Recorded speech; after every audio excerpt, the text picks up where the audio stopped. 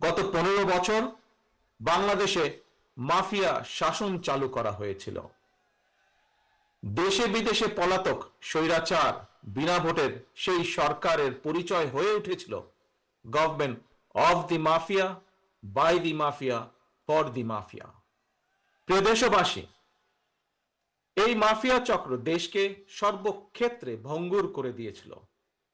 দেশকে সম্পূর্ণ আমদানি নির্ভর, ঋণ নির্ভর এবং পরনির্ভরশীল রাষ্ট্রে পরিণত করেছিল। মাফিয়া চক্র দেশের ব্যাংকগুলোকে পর্যন্ত দেউলিয়া করে দিয়েছিল। গত 1.5 দশকে দেশ থেকে প্রায় 17 লক্ষ কোটি টাকারও বেশি পাচার হয়ে করে দিয়েছে এরা। 5ই আগস্টের পতিত স্বৈরাচারের বেপরোয়া দুর্নীতি আর লুটপাটের কারণে বাংলাদেশের বৈদেশিক ঋণ বর্তমানে $100 বিলিয়ন বেশি ছাড়িয়েছে। বাংলাদেশে আজ যে শিশুটি জন্ম নিয়েছে কোনো কারণ ছাড়াই, সেই নিষ্পাপ শিশুটিরও মাথাপিছু ঋণ কমপক্ষে 1.5 লক্ষ টাকা। কিন্তু মাফিয়া চক্র দলীয় স্বার্থে ব্যবহার করতে গিয়ে দেশের আইন শৃঙ্খলা বাহিনীকেও সম্পূর্ণ বিপর্যস্ত করে দিয়েছে।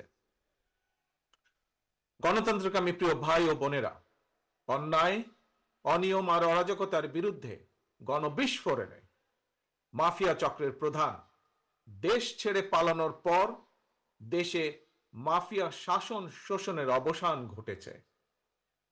পতিত স্বৈরাচারের পলায়নের মধ্যে দিয়ে একটি গণতান্ত্রিক মানবিক বাংলাদেশ গড়ার পথে প্রধান বাধা হয়তো দূর হয়েছে, তবে বাধা দূর হলেও মাফিয়া চক্রের রেখে যাওয়া 15 বছরের জঞ্জাল কিন্তু এখনো দূর হয়নি। তবে মাফিয়া চক্রের প্রধান দেশ ছেড়ে পালালেও মাফিয়া চক্রের বেনিফিশিয়ারি অপশক্তি প্রশাসনের ভেতরে থেকে কিংবা রাজনীতির ছদ্মবরণে অন্তর্বর্তীকালীন সরকারকে চ্যালেঞ্জ ছুড়ে দেওয়ার অপচেষ্টা কিন্তু অব্যাহত রেখেছে। এই সরকারের ব্যর্থতা আমাদের সকলের ব্যর্থতা, বাংলাদেশের পক্ষের গণতান্ত্রিকামী জনগণের ব্যর্থতা। সুতরাং এই অন্তর্বর্তীকালীন সরকারকে কোনোভাবেই ব্যর্থ হতে দেওয়া যাবে না। দেশে বিদেশে থেকে নানা রকমের উস্কানিতেও জনগণ অন্তর্বর্তীকালীন সরকারকে ব্যর্থ হতে দেবে না।